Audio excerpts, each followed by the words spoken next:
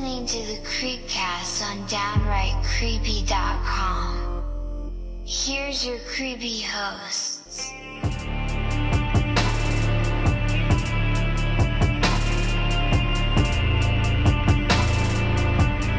Welcome to the Creepcast. I'm Casey Canton here on Downright Creepy, along with my co-host JD. Hey, it's good to be here, man. Thanks for having me back.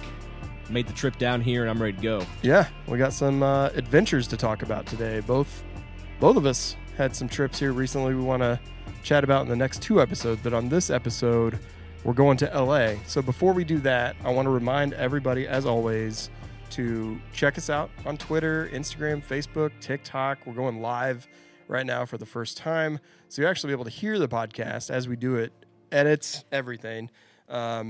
But check us out on TikTok at Downright Creepy on all the other channels. More importantly, if you have a question, hashtag us on those channels at Creepcast and at Downright Creepy, and we'll see it. And if we have some questions, we'll pick one out, and the winner will get a T-shirt if we ask it on the show.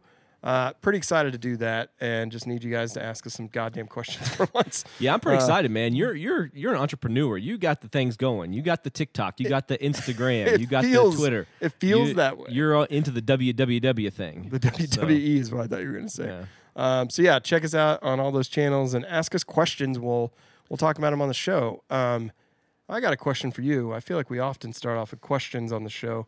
Not even meant for banter. It's usually pretty organic. But I got to ask you, on a scale of John Carpenter's Halloween to Rob Zombie's Halloween 2, how creepy are you feeling today? Definitely Rob Zombie's Halloween 2. Because love hurts, man. You know?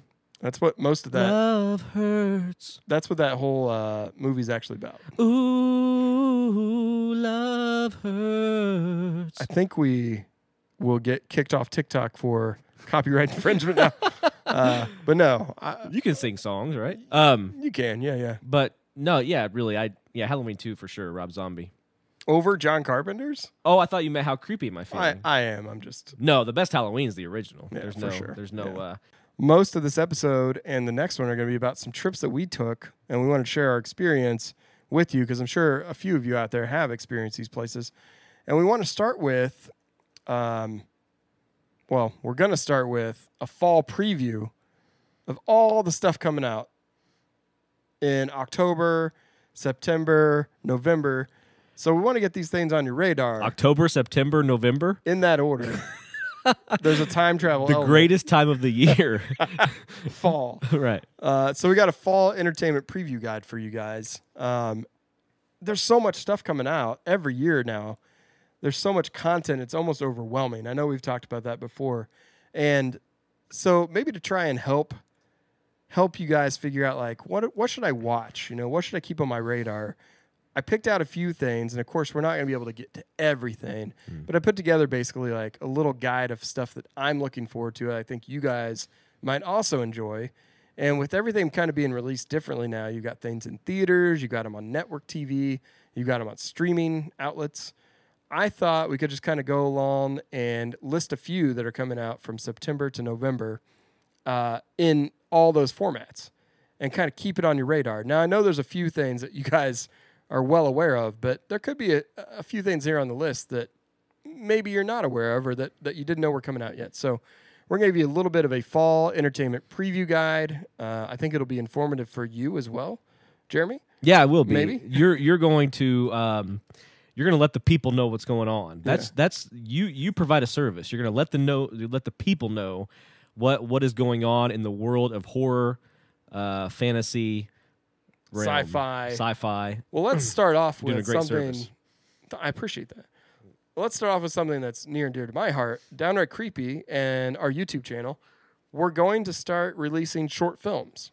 Some of you may or may not know, listening to this, that we have a film festival called Panic Film Fest, Panic Fest here in Kansas City, Missouri. We've done it for about 10 years now. This will be our 11th festival coming up in 2023. But we have so many short films and features and live podcasts, and I curate all the short films. So I've been able to, form a little bit of a relationship with short filmmakers over the years. And I thought, why are we not trying to screen these films after their festival run on Downright Creepy? Since we got that relationship, let's try and do that from now on. So we finally lined one up with Australian filmmakers with a short called Pirouette.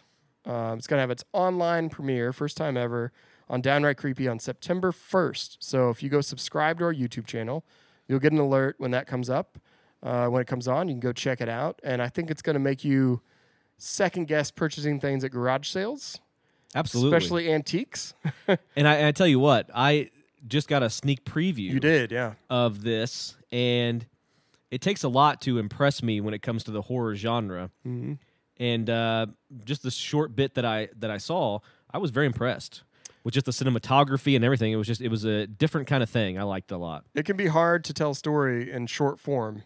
And I'm always proud of the lineup that we have. And this was one of our short films that was in Panic Fest in 2021.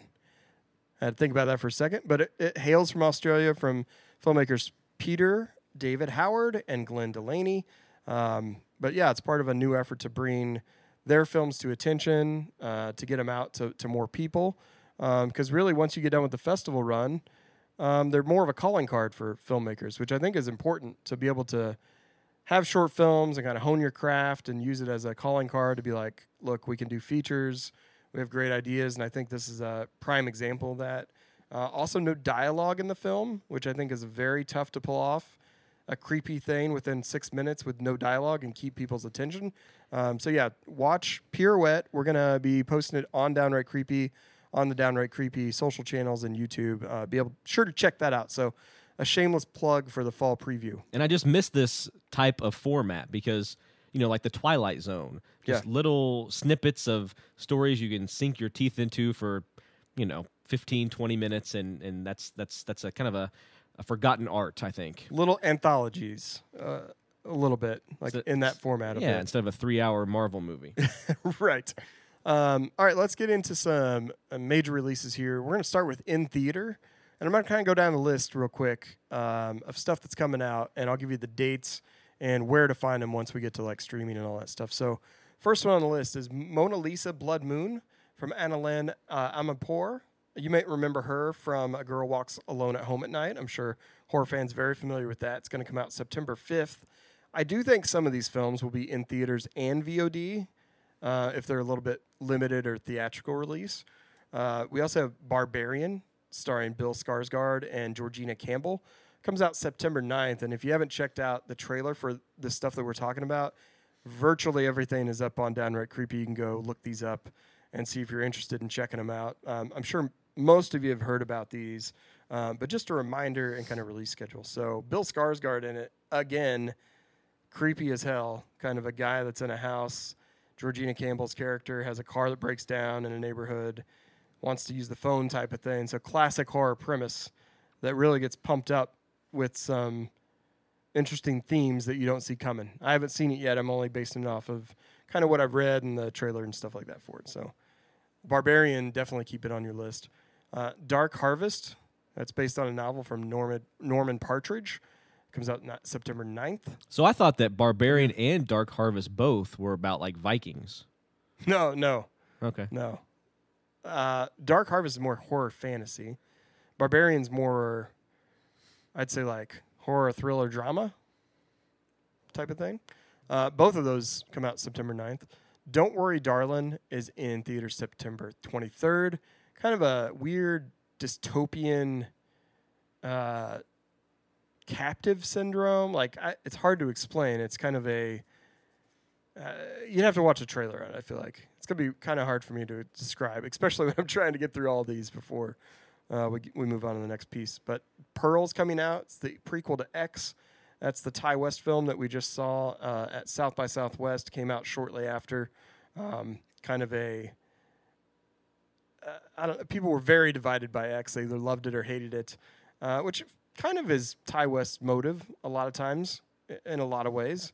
But yeah, Pearl is coming out, and only a few months after X, because they shot them at the same time. So it was kind of a surprise that Pearl was coming out as the prequel. Smile's coming out to Paramount Plus September 30th. This is from Parker Finn, who's a filmmaker who had the Hide Behind short film at Panic Fest in 2020. He has a feature now called Smile. It's coming out on Paramount September 30th. Very much in the realm of like creepypasta a little bit. It almost feels like It Follows from what I can tell from the trailer. Did you saw It Follows, right? It's been a while. Yeah, I did. What a oh, kind of a mishmash of genres from the past. It borrowed from a lot of yeah, and things. really a metaphor on STDs. Yeah, for sure. So this one feels more kind of urban legend, creepypasta to me, because from what we see in the trailer, a lot of people are smiling in a very creepy, over-exaggerated way, like they've been kind of possessed or diseased by something. So I'm just excited because Parker Finn is an alum of Panic Fest, and we get to see him do a feature with a big theater backed behind it. So proud of him. What a world we live in when you have to be possessed to smile nowadays, right? Or I think it goes off of the moniker of like men telling women like you need to smile more. Like I almost feel like that's what I think of when a forced smile comes about, is something like that being said to a woman. Terrifier 2, The Return of Art the Clown, is on October 6th. This one's been a sequel that's been long in the making. I think Terrifier 2 originally was done and completed in 2016. Sorry, Terrifier, the first one was. We actually showed it at Panic Fest, and now we're getting the sequel many years later. That's actually going to be a fantastic fest, which I'll round out a little bit here in a minute. Evil Dead Rise, we get another Evil Dead film, October 7th. Sam Raimi, Bruce Campbell, all involved in that, but not necessarily starring in it, but involved in it. That originally was only going to be on HBO Max. It's now theatrical release exclusive, so that's great. Eventually it will, I think, come to HBO Max, but that has changed to in theaters only. Spirit Halloween, the movie. I watched a trailer on this. I love Spirit. I've been there 5 times already this year because it opened early in our neighborhood. 4 times with my son. The movie looks garbage. Well, it's just weird. It's for kids, I feel like. It's very strange that you're going to base a movie on a store. Yeah. Couldn't it be like, Murder Man from the creators of Spirit Halloween or something, instead of just Spirit Halloween, the movie. I don't know. It's very Spirit Halloween odd. production. Very odd to me. Yeah. I mean, it's clearly meant for a younger crowd. It almost feels like a Nickelodeon horror type movie. And that's what I think it should be taken as. It's just a fun little thing. It's like the best product placement of all time in any movie because it is the movie. The product is the movie. Well, when you talk about Nickelodeon scary movie, I mean, you can't mess around with those. You can't sleep on those. Are You Afraid of the Dark? Oh, as a kid, they were incredible. Amazing. They still are fine. So let's see what Spirit Halloween has to offer. It's going to be something to definitely keep your eye on. But yeah, Are You Afraid of the Dark? It's in that realm. So check it out. October 11th. We have Halloween Ends in theaters in theaters and streaming October 14th. Jamie Lee Curtis made sure that we knew that it was going to be released in both theatrical and streaming earlier this week with a message you can see on our Twitter. I saw that video, and I will say, we'll get more into Halloween Ends later, I believe. Sure. But the title Halloween Ends, I just don't like it because it makes people roll their eyes. Like, it's not ending. Well, it's not ending. I know this trilogy is ending, but it's never over. I think it spurs a bigger discussion that I feel like we could have an entire segment on about kind of regurgitating franchises and characters versus new content and new voices and stories that get told, where we keep going back to old content because we're nostalgic hounds and we just, it's familiar. We like being told stories maybe in different ways with familiar elements. I like both. I mean, I love hearing new voices in horror and stories that being told, but I also don't mind revisiting things and getting a trilogy from a filmmaker or at least a storyline that's cohesive throughout. I don't mind that. I think that's what we're getting here. I think Halloween Kills, I really did not enjoy it. No. I like the first one a lot, actually. But Kills I didn't enjoy because Evil Dies Tonight. It became a meme and it was a whole thing. Halloween Ends, there's a little bit of a cringe scene in the trailer we just watched before this by Jamie Lee Curtis, but ultimately, I mean, we're going to see it. Oh, yeah, absolutely. We're going to see it. And even if we don't like it, like, I'm ready for 3 more. Oh, sure. I'm a huge fan. I'm gonna watch them forever as long as they come out. It's just I don't, Jason Goes to Hell, Halloween Ends, Freddy's Final Nightmare, Leprechaun in the Hood. Leprechaun in the Hood. Leprechaun Goes Back to the Hood. Leprechaun revisits the Hood. I mean, it's just, don't put that final declarative statement in your title, because horror fans know it's not happening, and it tends to get kind of a roll of the eyes. And oh boy, Yeah, if it was the definitive end, that'd be interesting, but it's not going to happen. Yeah, I think Halloween Kills at least made sense, because he killed a lot of people. He did. But He did. I don't know. Halloween Ends. I guess you're right. I didn't even think about the title being that way. It doesn't really bother me because I realize that it is the end of the trilogy. So anyway, Some would argue he killed the franchise, but oh man, you really didn't like. Do you like the first one? I thought the first one was okay. Yeah, it was good. I liked it. I mean, it wasn't. It wasn't. I would say, actually, fine. to be quite honest, it was probably up there in the top 4 or 5 of the Halloween movies. Yeah, for sure. But that's not very difficult either. Well, man, you're so tough. Yeah. You're such a tough critic. Aaron you. Moorhead and Justin Benson are back with called Something in the Dirt. I believe that premiered at Sundance, if I'm recalling correctly, earlier this year. It'll be out November 4th. The Menu will be out November 18th, which is about basically a dinner party gone wrong, like a fancy socialite dinner party. They get invited, and then they realize they're on the menu. Oh, I like Right? it. Some menus are horror shows, man. I go into like an Italian restaurant, I'm like, Why? what? You don't like horror? You don't like Italian food? Well, sometimes it's just like they got weird names. Oh, boy. Like, Here we go. it's No, not I e- got it's, you. I got you. It's not even in English. Oh, my gosh. Bones and All, November 23rd. Nanny, November 23rd. These are all theatrical releases for our fall preview. All right, that's all theatrical. Let's get to some notable network, TV network, cable network. Ghosttober, which we'll go into more detail on the next episode. On Discovery and Travel Channel, it's going to kick off September 12th with a 1-hour special on the Travel Channel. AMC's The Interview with the Vampire series from Anne Rice, October 2nd. We got to see a sneak peek of that at Comic-Con and our Comic-Con coverage. Go check out the trailer for that on Downright Creepy. I think that's going to be great. They also plan to extend that into more and more kind of an Anne Rice universe. So they're going to try and build off of that. So I'm curious to see the reception that it gets and then how they can expand upon it. If that's successful, do you think Brad Pitt or Tom Cruise will ever make a cameo? No, absolutely not. It's completely different. I wouldn't put it past Brad Pitt. Maybe. But, I mean, clearly not in the characters they were. No. But maybe just as kind like of a passing strange, cameo. Yeah, maybe. I mean, who knows? I doubt it. I feel like that could be something they keep under wraps, that he would just like appear in this episode or this series, but maybe in future projects. Chucky season 2 on Sci-Fi and USA Network. This surprised the hell out of me. Always interested in Chucky projects, but this really brought it back to like that old original gritty, but with the humor and kind of gore.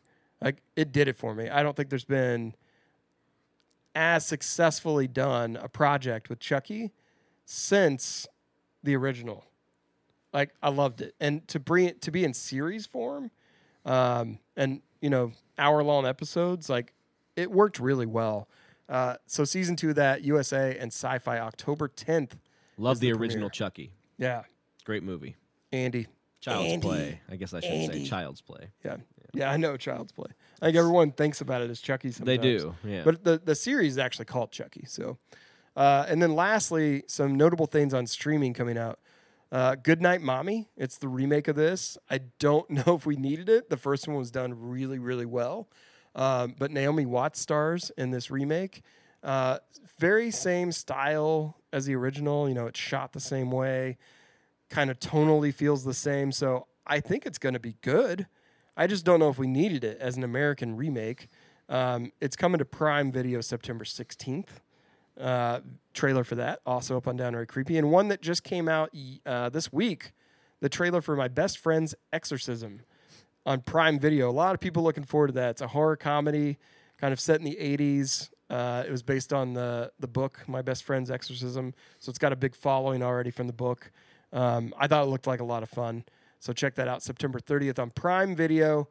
Ghosttober, I mentioned, is coming. This is a streaming, basically content of, a month and a half long of paranormal stuff. Also some Food Network stuff mixed in. Hellraiser on Hulu. Hellraiser. Coming out October 7th. They've done a very small tease. You don't see much of Pinhead. It is played by... I should have wrote the actress's name down. I'm blanking on it. I just had the article this week, but it's a female Pinhead. So A female Pinhead, Yeah. really? Wow, I didn't know that. Cool, like Cenobite. We saw Pretty interesting. Cenobite. Yeah, that's But yeah, I think that's what they're called, Cenobites. I know, but right? it's just every time I say it, it feels like I'm going to eat a Cenobite. It is weird. I And laugh about it. so I like Clive Barker a lot. I've read The Hellbound Heart, which is what Hellraiser Yeah. is based off of, and you say Pinhead. He doesn't like Pinhead. He Yeah. doesn't like he calls him the Hell Priest. The Hell Priest. But now it's a woman, Yeah. and that's going to be interesting. I think it'll be exciting. I think she's going to do a good job. I'm sure we'll get a more than just this. You get the smallest sneak peek in the trailer because it says Hellraiser and it kind of pans it, the word, and it's in the background but very like faded back. Can't really get a great look. So I'm sure we'll get a real teaser for that. I mean, it comes out October 7th, so we don't have long to wait. And then we have Guillermo del Toro's Cabinet of Curiosities coming to Netflix October 25th. They'll have 2 episodes of those, followed by 2 more, and they'll release 2. I believe we have 8 total or 7 total. I don't remember. So we'll be getting those throughout that week of Halloween. I think it's going to be a real kind of Halloween event. I think that's what people will be talking about Halloween week in terms of stuff that's come out, especially because it's so accessible on streaming. And then the last thing I want to mention is Shudder, because they have 60 days of programming starting on September 1st, I believe. They have Joe Bob's Halloween special. We had Joe Bob at Panic Fest, so looking forward to that as he continues his Halloween specials and his show. That's going to be on October 21st. There's so much programming. I'm not going to talk about it here, but you can get a full list on Downright Creepy. I do want to highlight who invited them, and probably my favorite piece of programming coming out of Shudder is VHS 99. So it's the found footage franchise at this point from Cinedigm and from Bloody Disgusting. It's going to be on Shudder, VHS 99. It will also be at Fantastic Fest. The last installment was VHS 94. I thought it was really wonderful with some filmmakers that you'll be very familiar with if you go check that out. It was also at Fantastic Fest last year, so I got to see a sneak peek of that. So very excited to check it out. And as a transition, I will be at Fantastic Fest September 22nd through the 29th. And I'm going to check a few cool things out down there. I'm hoping to see some of the screenings that include Terrifier 2. That was on our list. We have Kids vs. Aliens. That's from Jason Eisner, which actually was from, I think, based on the VHS segment he had years ago. Also known for Hobo with a Shotgun, Dark Side of the Ring. Love that series. Wrestling series is fantastic. Keen on Screen. It's a documentary basically about Stephen King and his adaptations.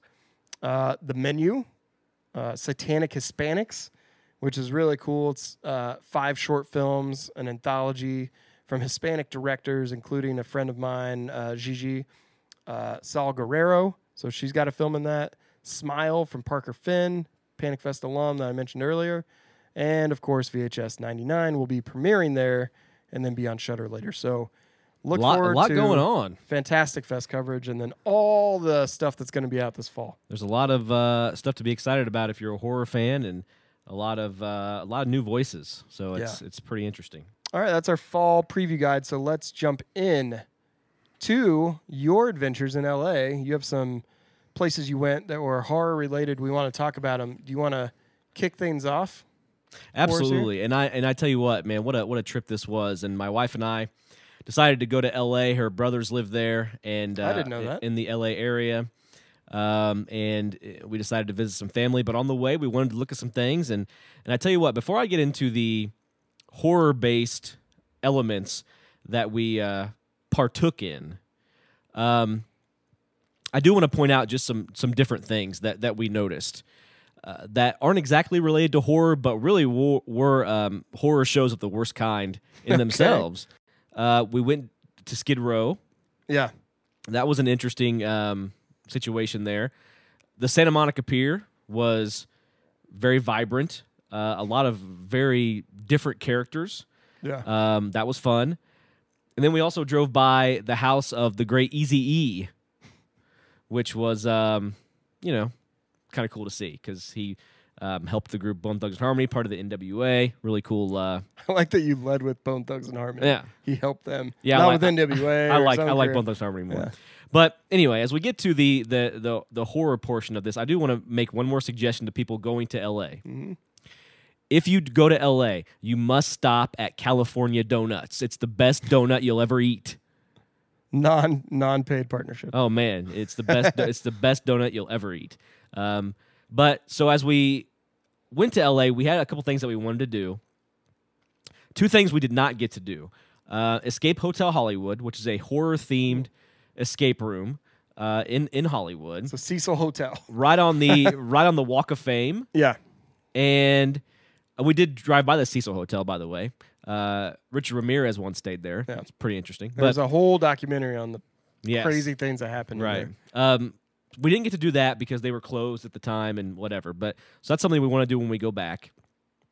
We also wanted to drive by the house on Cielo Drive that was the location of the Manson family murders. We didn't get to do that either. But those are two things that we just kind of ran out of time. I believe this was a while ago. I think someone bought that house, and they actually did like paranormal investigations inside of it and that kind of thing. I don't know if the same person owns it now. It might have been a few years ago, but it was interesting that they did that. What'd they find out? They had some really interesting like EVPs that they caught there when they were asking about Sharon Tate. I don't know. It was kind of an interesting investigation, but I always get kind of weirded out by that kind of stuff. Right. Like just in general, not scared, but like kind of like, should we be doing this almost? Yeah. I don't know. Yeah, kind of, right. They I get it. exploiting like the situation. Kind of history too, though. Yeah. Yeah, it happened. It's not. And speaking of history, one of the things that we stopped at before we went into L.A. was the Mountain Meadows Massacre.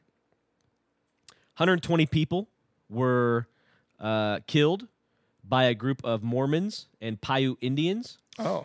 And in Utah. I don't think I'd even heard of this one, actually. And it was surreal to be in the spot where 120 people were killed. It's just a little field. What was that called again? It's called the Mountain Meadows Massacre. And it's pretty incredible. It was like I said, it was surreal to be somewhere where 120 people had been massacred. But yeah, back to L.A. Yeah, that's one of the things in Hollywood, Madame Tussauds Wax Museum. Yep. Okay? Just kind of a cool thing to mention. Went in there, they had a horror section. They had Hannibal Lecter. They had Alfred Hitchcock. I've actually been to this one. Dracula, which was that was all really cool. We took some pictures with that. We went on the Universal Studios studio tour. And this is one of my favorite parts of the entire vacation.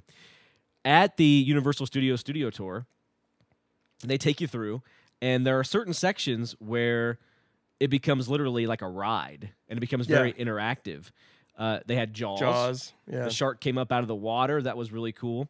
And then my favorite was Psycho. The Bates Motel. And his house on the hill. Yes, right behind it. And as we were driving by, Norman Bates was carrying his mother out of the hotel, putting her in a trunk, and then he sees the tram drive by and pulls out a knife and starts walking towards it. Yep. And then the tram hurries up and goes to the next thing. Yeah, that was really cool. We saw that as well. And that, yeah, it was awesome. And the guy never breaks character. Yeah, which is really cool because even as you're going around the curve up by his house, he continues to stare at you until you get around the trees and you can't see him anymore. Then obviously he goes back and repeats it. He probably does like 100 times a day.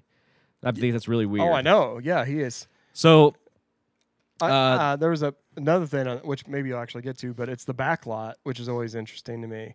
Did you go through the back lot and they let you get out and kind of walk around for a second?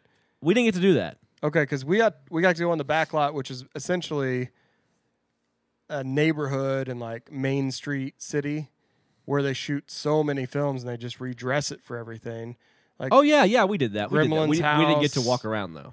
I got to like walk in the house they use for Gremlins. Oh, wow. I mean, it doesn't look anything like it because it's dressed down, but it's there specifically to build out neighborhoods, and it's used in tons of stuff. But it's just always interesting when you see something, you're like, is that the Universal backlot that's being used in a movie? The Munsters house, I think, is there, the original one.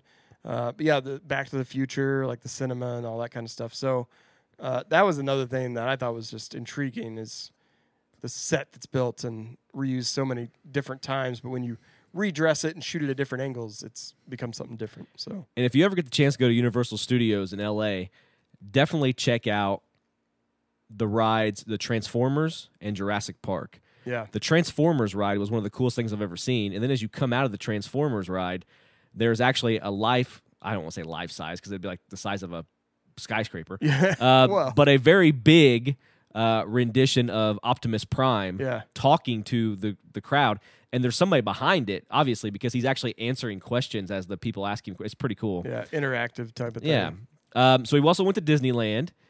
And I'm just going to mention one ride in Disneyland, the Haunted Mansion. Absolutely. Classic. If you want a good, solid, haunted, fun experience, the Haunted Mansion. The animatronics were so cool. Yeah. So amazing. It's like it's a classic ride in theme parks especially. And it's just like part of the fabric, I think, of Disney World. I mean, there's fan sites devoted to it. There's YouTube things devoted to it. There's collectors of all Haunted Mansion things. Movies made about it. It's getting made again, if I recall. So, yeah, I didn't get to go on it when we were there, sadly. I don't remember why. It was years ago at this point. But, yeah, just a classic ride. Well, my wife visited Universal Studios in Florida several years back, before I even knew her. And her goal for this entire trip was to ride the Haunted Mansion because it was shut down when she went to Florida. So she had never gotten to ride it, and we finally got to, and it was amazing. But there was like a cool King Kong thing when I went to, and the E.T. ride as well. Were interesting when I was at Universal years ago at this point. So my wife and I are true crime fans. Mm-hmm. One of the things we decided to do is we decided to go to Brentwood, California, which is a suburb of L.A., northwest, I believe, of L.A., close to Beverly Hills. We went to Bundy Drive. Okay. And we stopped in the back alley where O.J. Simpson entered the back gate of Nicole Brown Simpson's condo and did not kill her. Right. Legally speaking. Right. And so we did that drive that he would have done from Bundy to his estate on Rockingham Avenue, which was about 5 minutes. And it was, again, a very surreal feeling of knowing that this guy, on his way back from not killing his wife, went to, his mansion. What a weird setup in Brentwood. Very strange. There's a documentary. It was interesting. It was 30 for 30 on ESPN. It was about the day OJ was in the white Bronco being chased. I don't know if you've seen that or anyone else has watched it. Very surreal day because I remember it as a kid. I remember watching the Houston Rockets and the New York Knicks playing the finals and it getting interrupted, the finals, getting interrupted for a car chase. Right. But it was OJ. Yeah. And not registering at the time, like, how big of a character OJ was in pop culture. Like, he's in Naked Gun, and, yeah, he was a football player, but not when we were watching football, right? But he's just this larger-than-life character that never registered that way to me. To break into the finals because this guy maybe killed his wife and is now running from the law was a weird concept for me as a kid. But seeing it in this 30 for 30 documentary, it was really intriguing because you don't realize everything that was going on that day. It was like Arnold Palmer's last day at a tournament. It was the New York Rangers celebrating their Stanley Cup finals. The finals were going on, the NBA. The World Series? Or no, like the Mariners were playing the Royals at Kauffman, and they broke into that, and we're talking about the car chase on the broadcast. They didn't break away from the broadcast. They were talking about it on the broadcast. And as they announced the chase was happening, Griffey hit a home run off the Royals, of course. But I just thought, man, so much going on one day when that happened and how they were documenting it and kind of cutting into the sports world because this guy didn't kill his wife. And I'm like, he didn't kill his wife. Why are we even following him in this white Bronco? All these things got interrupted because this guy decided not to kill his wife. Isn't that crazy? You know how many days go by I don't kill my wife? Exactly. No one cares. No, you don't. But this guy doesn't kill his wife. You don't get talked about by Brian Busby. No, he didn't kill his wife. He goes on a car ride with his buddy, and they're like, "We got it. This is breaking news." Yeah. It's amazing. Like a bunch of Kardashians or something. Go OJ go, as they were screaming. Yeah, that was the other on the bizarre interstate. part. That people lined up to talk about this guy that didn't kill his wife, and then they met him at his home. It was a weird He was a situation. hero. And It made no sense to me. It's in. We talked about kind of when we were eating before this, how we go into these places where bad things happened, or like, someone killed someone, they're a serial killer, and we kind of go and look at an exhibit of it, right? And it feels weird because it feels like you're celebrating it, but it's more a morbid curiosity. It is. It's a morbid curiosity. That's a great way to put it. We've never in the history of pop culture, true crime, ever seen it take place in real time. Hero worship of someone that did something bad, even though it hadn't been proven yet and allegedly didn't. We've never seen it happen in live TV, and in an age where something like that was like just starting to be prevalent, right? Like we watch live stuff all the time. We got live TikTok right now where we're seeing things happen, kind of breaking news in that sense as it's happening. And I felt like back then you didn't see it nearly as often. No. And so it's a weird thing. I don't know, man. Yeah. And it was, again, it was just a weird feeling to drive that route. And you mentioned a documentary. And in one of the documentaries that I watched on the O.J. Simpson deal, the O.J. or the Simpson matter, as Judge Ito called it during the whole ordeal. R.I.P., I believe. What's that? R.I.P. Judge Ito, I believe. Oh, yeah, that's right. Unfortunately, that was pretty recent, wasn't it? Yeah. So on one of these documentaries, a woman mentioned that as he was speeding away from the scene after not killing his wife, she was almost ran over by him on one of the corners. She was trying to cross the street. He almost ran her over. So he almost killed someone for real. And that we drove by that corner and we noticed it from the documentary. It was really cool. But and you hit that woman. She was there. She was still there. Yeah. That's her claim to fame. She just stands there and walks back and forth. And acts surprised every time a car goes. Whoa! But the thing about Brentwood, we also went to Beverly Hills. But the thing about Brentwood, where OJ lived, always up to no good. The mansion is torn down. Oh, really? Yeah, it's no longer there. Oh. But the thing about Brentwood is, I understand, people have money and they live in these neighborhoods or whatever. Sure. This neighborhood, I would not want to live in this neighborhood. It's very crammed. The streets are extremely skinny. Oh, yeah. And then everybody's parked on the curb, so only one car can get through. And then you have like restoration projects going on all the time, so there's like garbage cans everywhere. And it's just, and like people mowing people's lawns, so there's a lot of. It's just weird. Like you can't get around. It's hard. It's just very strange. I feel like the thing about it, and I mean this is with a lot of neighborhoods, right? I mean, it's just interesting because I remember hearing Scott Ackerman once talk about L.A. versus when he came here for the Big Slick tournament. Like, oh, how did you like Kansas City? He's like, good. It's new.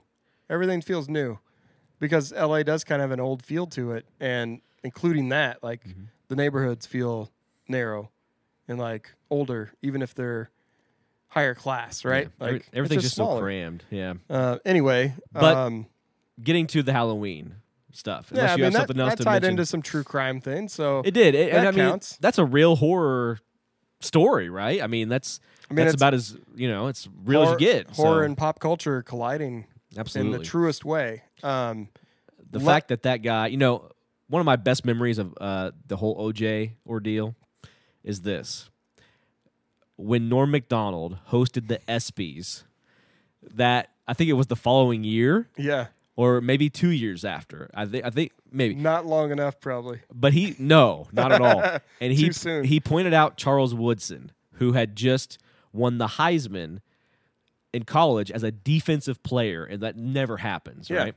And Michigan. And he said, hey, Charles Woodson, you one of the only defensive players to win the Heisman in college. That's something they can never take away from you, unless you kill your wife and waiter. Then the whole auditorium just went, oh, because they took OJ's. Because it was like a year and a half later. But anyway, R.I.P. Norm, right?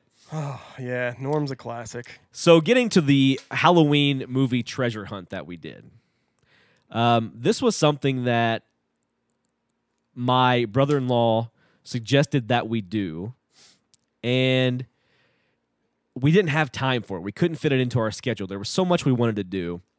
So we told him, we're tired. We drove all the way there. We're gonna set that one out. So we went to the LA Zoo. And the LA Zoo was, of course, having elementary school field trip day that day, which was just a horror show in itself. And it was very awkward. A lot of kids running around, whatever. So after the zoo, which wasn't very good, I searched Pasadena, California. Turns out Pasadena, California, where the Halloween treasure hunt is located, is only 10 minutes from the zoo. So I say, look, Christina, my wife, let's go do this real quick. Let's just see what it's all about. Great.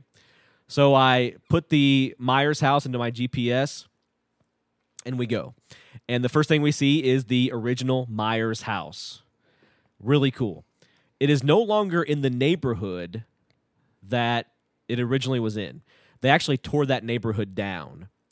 They tore the neighborhood down? They did. They tore all the houses wow. down, but they saved that house just for its historical significance. They moved it a couple blocks down where it currently resides, and it's just weird. It's on this corner, kind of all by itself. It's really strange. But now I think it's like an insurance agency or something. So as it is. So you can't go in. At least it's not a cash into gold or something. Right. But you can't go in. But you can take a picture, and as long as you stay so many feet away from it, you're good. Across the street from the original Myers house is the hardware store that Michael breaks into to get the original mask. Nichols Hardware? Is that what it's called? I don't know. I think it might be. I have a poster right there. It's a Halloween Let's poster. check it out real quick. That says Nichols Hardware down there. It's an ad, fake ad for it. That might be it. It's a fun poster. Yeah. Go ahead. Sorry. But that's and it was cool because right by the hardware store, you saw the train tracks. Where in the movie, if you remember, the cop is talking to his daughter, Annie, and he says, "Aren't you going to be late?" And she says, "What?" And then the train as the train's passing by, and then the train passes by, and he goes, "Aren't you going to be late?" So it was right there. So we were right there where that happened. That was cool. And then right across the street from that, right behind the Myers house, was the Sugar Mynt Gallery. Yeah. Before you get into that, because there's some really cool stuff to talk about there. Did you know there's a Myers house? I think a lot of people listening might have heard of this, and I've known about it for a little while, but there's a replica, life-size replica that you can walk through of the Myers house by a super fan in North Carolina. And it's to the spec, to the T. I've actually got it up here. It's MyersHouseNC.com. Check that out. You can visit it, take the tour. I think they do pop-up events. It's called Onset Cinema, and they do some pop-up screenings there. It's a really cool idea. They've even got Strode Realty in the front. Oh, wow. Sign. That's awesome. It's fantastic. So check out MyersHouseNC.com. But yeah, I wanted to bring that up because I knew you were going to talk about that a little bit, and immediately reminded me of this in North Carolina. So go ahead. So we Sugar Mynt Gallery. We went to the Sugar Mynt Gallery. That's sugar, spelled sugar. Hopefully you know how to spell sugar. Yep. Mint, MYNT, Gallery. Okay. And you can check out their site, sugarmynt.com. Is it sugarmynt.com? Spelled the same way. Yeah. Yes. Just a great little, it's just a house is all it is. And you go up to the door. You have to call a number to be let in. Because I believe the woman that curates the whole museum lives there. Yeah, that's really cool. They also have Scare B&Bs. Okay. You can book a room. That's awesome. At this place. So, yeah. So you go in and you can look around. I think it's like $10, $15. It's not a huge fee. Nominal fee for an LA attraction. Absolutely. And you go in and there's different rooms. They have life-size replicas of Michael Myers in the closet. That famous That's scene cool. in Can the you movie. Take pictures with it? Like a you can. photo? Yeah, oh, you can that's take awesome. you can take any pictures you want. They have behind-the-scenes photos signed by some of the actors. Sure. Some of the behind-the-scenes workers of the original Halloween. Some of the photos had little stories written on them by the behind-the-scenes that's fun. workers. Yeah. There's photos of Jamie Lee Curtis in there and Donald Pleasance. John Carpenter's in there. But it's not just Halloween. It's also John Carpenter's in there? He is in there. He's in a Scare B&B. Yes, he just hanging comes out and like playing music on a little piano, and then comes out. Oh, hello. But yeah, all their pictures are in there. But it's not just Halloween; it's also Hocus Pocus.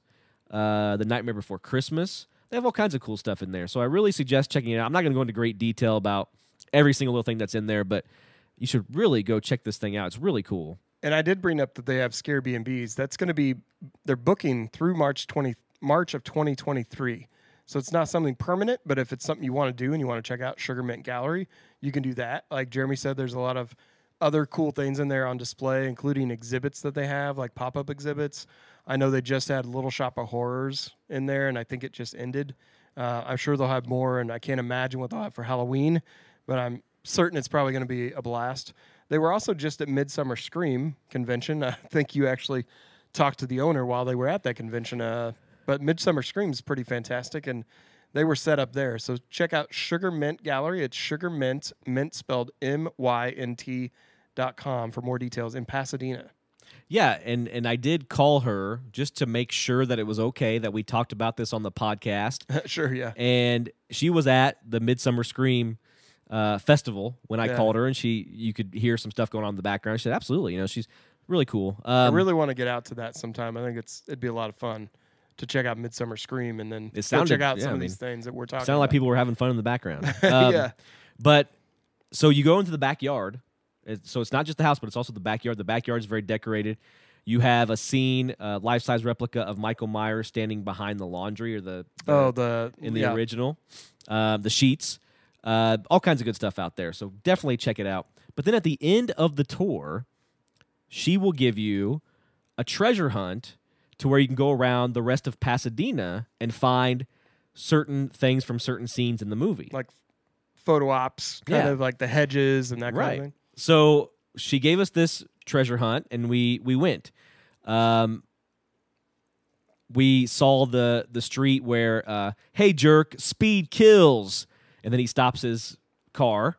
We went to that. We went to the hedge. We both took pictures behind the hedge. As you do. Very strange because, of course, people live there. Yeah, right. And they're probably like, what the hell's going on? It comes with the territory, right? I'm sure they bought the house. Yeah, I'm sure they're used to it. Laurie Strode's house. We got to go to that. We walked to that because I was only a few minutes from the gallery. The lady that owns Laurie Strode's house, I don't want to call her out or anything, but she will allow you, if you are not weird and ask nicely. We didn't do this because we didn't want to bother her, but yeah, she has a pumpkin on her porch. Oh, that's awesome! And she will allow you to go up and take a picture on her porch with the pumpkin. That's so cool. Yeah. So, and the lady that runs the gallery, she said, you can ask her. She'll let you, but I might have done it. We felt weird. I might have done it. I'm usually in your boat where I'm like, nah, I don't want to bother people, but yeah, I don't know. I might have done that. But then we also stood in front of somebody's house and took a picture by a hedge. So yeah, that's a little different than being on the porch holding the pumpkin that they own. But when Laurie comes out of the house in the original Halloween to check the Myers house. I guess her dad tells her to go check the Myers house or whatever. Yep. That door. I mean, it's completely, I'm sure it's been painted since or whatever, but it's completely the same. So when you see it in real life, you're like, wow, that's from that scene. It's really cool. So our scavenger hunt ended at Laurie Strode's house. That's the last thing we did from the scavenger hunt. However, I wanted to do one more thing, and this was not on the scavenger hunt, and there's a reason why it wasn't. But I wanted to do one more thing because it's my favorite scene of the original Halloween. Yeah. I love the scene where Tommy Doyle is being picked on at the elementary school, and he falls on his pumpkin, and then the kid that's picking on him runs away, and then he runs right into Michael Myers. So we went to the elementary school. Now, there's obviously a reason why that's not on the treasure hunt, right? Yeah, because you have a restraining order and can't be around schools within 150 yards. Right. Yes. So we actually took a picture of, obviously school was not in session. This was during the summer. We took a picture of the spot where the kid runs into Michael Myers. So that was really cool because that's my favorite scene of the movie. Did you lay on the ground and have a pumpkin and go? I did not. We did not get out. In fact, we stopped in the car. My wife rolled down the window, took the picture, and then there was somebody behind us that was honking, so we took off. So we probably looked really weird because it wasn't elementary school and we were taking pictures of it. But it would have been weirder if there were kids around. But it doesn't look the same at all, really. In the movie, there was a fence there that Michael was kind of touching as he was walking by. Yeah. But now it's like almost like a wrought iron fence that they have up, and then there's also a gate where if the kid nowadays were to film the same scene, he would actually run into a gate before he ran into Myers. But anyway, so that was really cool. It was really nice to see all these cool things from the movie. And like I said, if you have the means, if you have the time, if you're going to be in LA, stop by the Sugar Mynt Gallery. It's a really cool thing. And if you're a big fan of the movies, can't go wrong here. Pasadena, California. I would have to go with like you or somebody I know that likes horror, because I would typically go somewhere like LA with my wife on vacation with my family. They're not going to any of these things. Gotcha. Well, I will tell you that, the whole experience took 45 minutes. For the Scavenger Hunt like location piece? Yeah, it wasn't something that's going to take up your whole day. And this was... Unless you could make it take up your whole day, I guess, but it's really cool. I mean, obviously you can kind of research that stuff on your own and figure out where to go, but was this specifically Sugar Mynt telling you, like, here's the... Yeah, they actually hand you a card. Like a bingo type card. Hunt. And they say, hey, here's some other things that you can go check out around town. Yeah, that's cool. Again, they don't have the elementary school on there for obvious reasons, but otherwise everything else is there and accessible and really fun. I have one other addition to add to this. As part of the LA kind of horror experience that you've been talking about. And it's the Mystic Museum. I know you didn't get a chance to look at this. It's in Burbank. They have something there called Slashback Video. You can check it out at Slashback Video on Insta and Twitter. You can also check out the Mystic Museum at The Mystic Museum. But it's in Burbank, and it had Slashback Video for years. In fact, I looked it up to make sure that it was still there, and turns out it is not there anymore. The exhibit closed on August 7th, but what Slashback Video is a nostalgic 80s video store tailored specifically to horror fans. So there's photo ops there like Scream. It says, what's your favorite scary movie, and neon behind it. Just a lot of detailed products to look at. Vintage trading cards that you can purchase, I think. I don't think they're just on display. So it's a really cool place. But not only do they have Slashback Video, this video store, which is gone now because I think they're swapping it out for something new. They also have pop-up exhibits. So they had like Evil Dead, and they had a ton of artifacts from Evil Dead 2. And that was there might have been like last year around this time. But they're swapping that stuff out every few months. And they have Camp Horror right now at the moment. And then they have a 90s slashers exhibit. So that's kind of cool. That would be really cool. And so in addition to these pop-ups, they also have, your typical stuff like the... gift shop. They got a bunch of horror stuff in the gift shop. But it's called Mystic Museum. I've never personally been. I've been an observer from afar, though, for quite some time since Slashback Video popped up. Check out themysticmuseum.com for dates and details on pop-up experiences and all this other stuff there. But I wanted to add to that if we're going to talk about LA, because I think that's a really cool, kind of similar type of thing as Sugar Mynt. But I would, without going to Sugar Mynt, it's more of a business and not a residential collection, which is kind of what Sugar Mynt felt like a little more. I think so, but it was a mixture of. It's definitely a business. Yeah, that's what I meant. But yeah, absolutely. I think that they're two totally different somebody things. That loves horror movies and has a good collection and shares it with people, and it's really cool. But I will add one more thing, if you don't mind, real quick. Absolutely. There's another thing in LA, if you like that kind of macabre stuff. It's called the Museum of Death. Yes. They have two locations, one in L.A., one in New Orleans. The one in L.A. is currently closed, unfortunately. It was closed while we were there. We didn't get to go. They are relocating. But also watch out for that, because I think that just from reading on the website, it could be a pretty interesting thing. So when you went, one of the things I was asking you was like, did you get to go to the Museum of Death? And you told me it was closed. I thought that was weird. Coincidentally, I was watching... something on one of these, like Discovery or like Travel Channel, I don't remember. And they were talking about Heaven's Gate cult. And some of the exhibits, I think kind of like Zach Bagans' Haunted Museum that we'll get to on the next episode. But one of the exhibits was the Heaven's Gate bunk beds and clothes and shoes, all of it actually worn by people found at the Heaven's Gate suicide site. All of it on display. All real. That's amazing. And like they basically rebuilt a little room behind glass. And it's, again, one of those things you look at and you're like, oh, I feel uncomfortable because this is the real stuff. These are the shoes that people wore, the Nikes, the robes, like everything for this Hale-Bopp comet that never came. It's Heaven's Gate's just a weird, fascinating. If you don't know the story, but behind Heaven's Gate, character look it up, study of people, folks. That is strange. That's an amazing, amazing story. If you like the macabre and cults and stuff like that, obviously we don't like cults. I don't want to put it that way, but just find them interesting. I mean, like we watch documentaries, right? It's partial education. I think there's a curiosity of the macabre that we kind of seek out because it's not the norm. It's not something we're used to.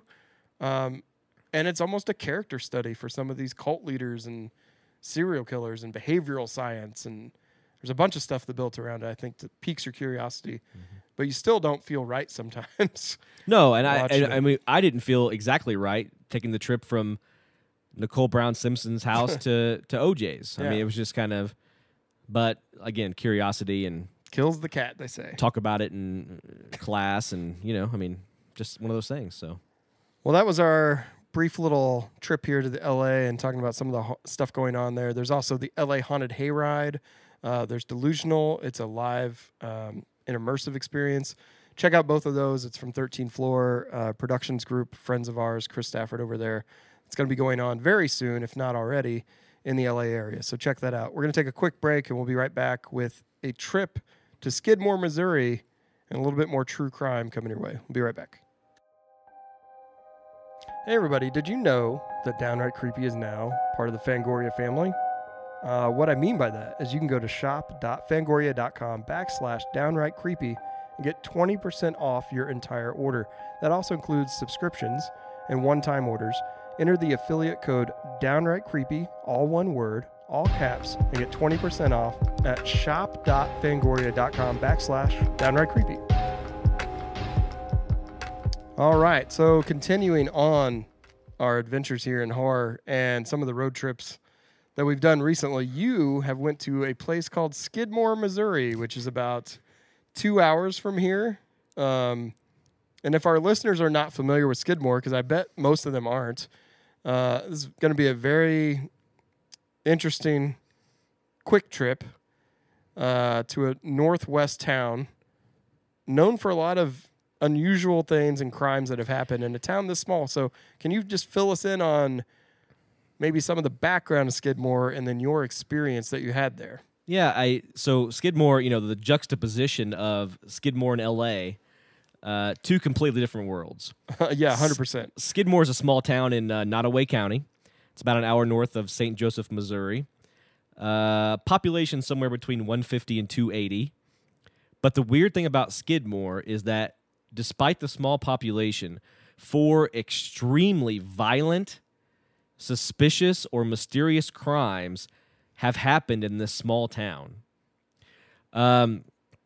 Skidmore has been the subject of several documentaries, films, books. In Broad Daylight by Harry McLean was written in 1988, and a movie was made in 1991. No One Saw a Thing was a documentary that came out in 2019, a multi-episode documentary. What a fitting name for that, but go ahead. And In Broad Daylight focused on one crime, the murder of Ken McElroy. And the documentary No One Saw a Thing focused on all 4 crimes and how they connect. So this was pretty spectacular. I'll kind of run you through all 4 of them just to give you a very, very brief feel of what we felt when we went to Skidmore, because we've always been kind of fascinated by it. And really it started when I was young. I remember my mother watching In Broad Daylight on Lifetime Movie Network. Yeah. Brian Dennehy, the father in Tommy Boy, played Ken McElroy, the town bully. And she told me, hey, this is only about 45 minutes from where we live. But, I was young. I never really understood. I never really comprehended what was going on. Yeah. So then I saw No One Saw a Thing in 2019 with my wife, and really that sparked an interest for us in this town. So we thought, let's go explore. So when you go into Skidmore, you take I-29 north, and you turn onto a 2-lane state highway, and then another 2-lane state highway. And it's out there. It Desolate. is kind of completely by itself, surrounded by cornfields, green pastures, and actually the drive, it's kind of beautiful with the rolling hills around, Peaceful, going up calm. into the blue skies, and it's pretty cool. When we got into the town itself, the first stop for us was Main Street, where the D&G Tavern was located. Now it's just an abandoned tin building. There's nothing there, no business there. But this is where the first crime took place. The murder of Ken McElroy. Ken McElroy, just to give you a little background on him, born in 1934 to a big family. He was the 15th of 16 children. Oh, wow. Very poor family. The kids kind of ran wild. He grew up in the area. He grew up to become a petty criminal, the town bully of Skidmore. Just give you an idea of what he was like. He was a cattle rustler, a small-time thief, a womanizer. He had charges brought against him 21 times by people in the town, but he always escaped conviction, either through intimidation or his lawyer. Just absolutely amazing. He fathered more than 10 children with 3 different women, and his last of his 3 wives, her name was Trina McLeod, who actually just died about 10 years ago. And he met her when she was 12 years old. Gross. And he was in his mid-30s. Gross. He repeatedly raped her, and her family finally allowed him to marry her. That's because insane. He threatened them repeatedly. He would stay in the car outside of their home and shot their dog, burned their house down. I mean, this guy was just a real jerk. And they're like, yeah, go ahead, marry our daughter.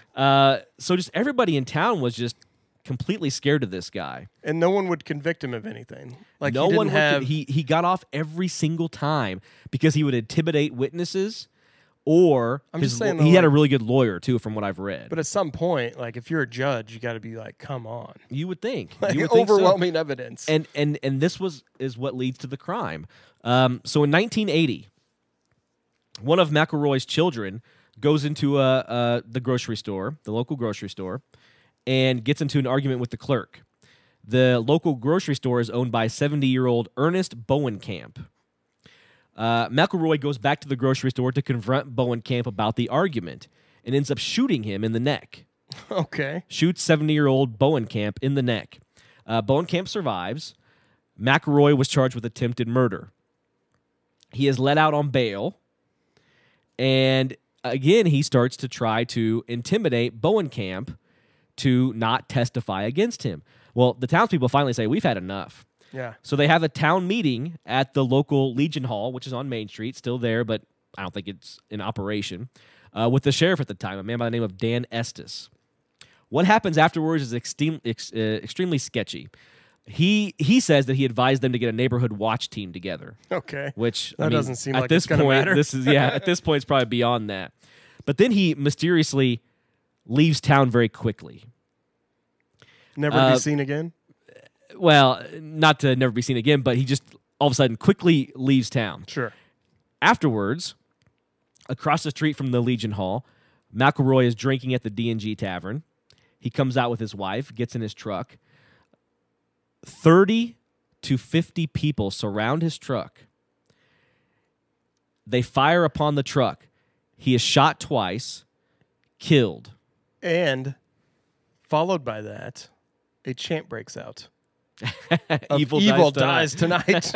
Evil dies tonight. But 30 to 50 people witnessed this murder, and no one has ever said a word about who did it.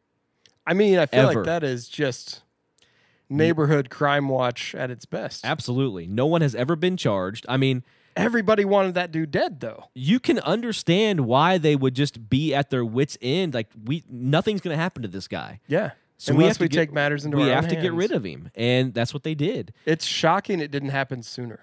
Honestly. I used to work with a woman who was actually from Skidmore, and she was in her 70s, and she shot that man. Well, she was around when it happened. Yeah. She was not at the. She says she was not at the location. No one was. Right, and she says she didn't even know who did it because Really? nobody there would talk. That's not so even to the other interesting. people in the town. Yeah. So. Huh. So that's what occurred. That's kind of what started this whole thing. Yeah. according to articles I've read about Skidmore, Main Street used to be thriving. You had the grocery store, you had the clothes store, you had the barber shop. A typical a regular small Main Street. Absolutely. Yeah. Now there's nothing there. Every building is abandoned, partly due to the reputation of Skidmore, and partly due to the disappearance of small town America. I mean, that's just the way it's going. Yep. There's just nothing there anymore. So you have the murder of Ken McElroy, and things are relatively peaceful in Skidmore for 20 years. But then you get to 2000. It's a long stretch, actually. Wendy Gillenwater, beaten to death and dragged over country roads by her boyfriend, Greg Dragu, which is really a evil name. Greg Dragu. Almost like a Greg Dragu. Yeah, and her face was so badly beaten that her mother had to identify her by a ring she was wearing. That's awful. Couldn't even recognize her own daughter. Meth was rumored to be involved, which I could see that happening, and I'll tell you why here in a second. Sure. Dragu is currently in Jefferson City Correctional Facility, serving a life prison. A life sentence, not a life prison. I guess it is a life prison, but same thing. So the address was 406 Elm Street. Oh, wow. In Skidmore. Okay. We went by the house. It's completely abandoned. Yeah. Leftover furniture kind of litters the front porch. You didn't try and go in or anything. No, we didn't try to go in, but not to maim anyone's name, but it did look like a meth house. Oh, yeah. So, you could kind of see that. Fast forward 2001. 1 block to the south, 304 West Oak Street. Branson Perry, young kid, I think in his younger 20s, I believe, was with his friend, and they were cleaning up the house in anticipation for his dad that was getting out of the hospital for some ailment. He walks out the back door to put a pair of jumper cables in the shed, which we saw the shed as we drove by, and disappears. Never heard from again. Really? The friend calls the cops. Later on, admits that she and Branson were involved in drugs and that people from St. Joe had been threatening Branson. So is that what occurred? But the really creepy part about this, Branson Perry's never been found. We don't know where he's at. We unfortunately probably never will. Isn't it weird in this day and age that things like that can still happen? It's bizarrely fascinating to me that someone can disappear off the face of the earth and just never be seen again. Yeah, completely gone. It happens every day. Went out the back door. Somebody was in the house. His friend was in the house with him. And she just waited and never saw him again. He's gone. He's completely gone. And it happens all the time, every day. And to people. The real creepy thing about this, obviously it's creepy when somebody disappears like this, but the real creepy thing is he went to put the jumper cables in the shed. When the cops came to investigate the scene, the jumper cables were not in the shed. So he didn't even maybe make it to the shed. 2 weeks later, they appear back in the shed. Okay. And this is revealed in the documentary. So I'm not just making, it's not just an internet rumor. Urban legend or something. This is real. So very creepy. Wow. Yeah. Perry's still missing. The house is currently occupied. Both of Perry's parents are dead. So I'm assuming the family no longer lives there. But so I'm not sure who owns it, but that's awful as well. And then fast forward to the last crime, 2004. 2004, only 2 houses down from where Wendy Gillenwater was beaten severely. You go to 410 Elm Street. Bobby Joe Stinnett, Branson Perry's cousin, is killed by a woman named Lisa Montgomery. They had met online. Lisa pretended to have the same interest as Bobby Joe, dog breeding. Bobby Joe was 8 months pregnant.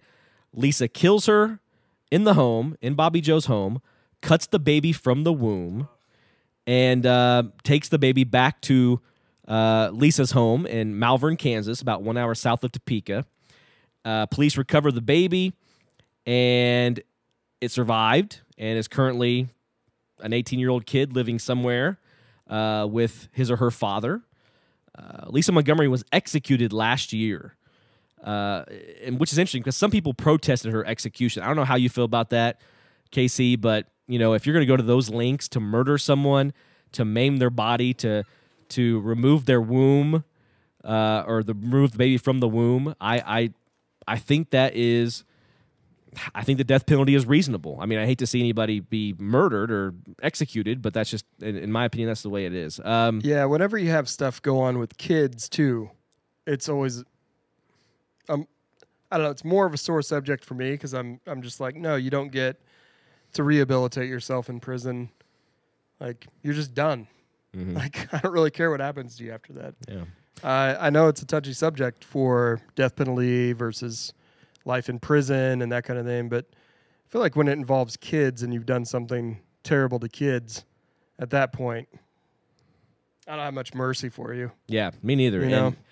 And the former student home is also abandoned. So you have 2 abandoned homes basically right next to each other. Yeah. Where 2 horrifying crimes took place. And as we were looking at them, a woman came out of the 3rd home to hang up some laundry. And I just thought to myself, how weird is it to live by these 2 homes that had horrifying crimes take place? But so one of the main things that shocked us about Skidmore, kind of wrapping up here, is the condition of it. You know, I live in a small town. Most of the houses in my small town are pretty nice. And it's more of a small rural town like this. Yeah. Like in terms of, my town has about 900 people. Sure. Skidmore, smaller, obviously, about 280. But the condition of Skidmore was bad. Most of the houses are run down. We saw 2 people the entire time we were driving around town. One waved to us. How long were you in town? I'd probably say we were in town about a half hour. And you saw 2 people. Yeah. Yeah. One waved to us. The other was hanging laundry by the 2 houses where these horrible crimes took place. And Call back to Michael Myers. And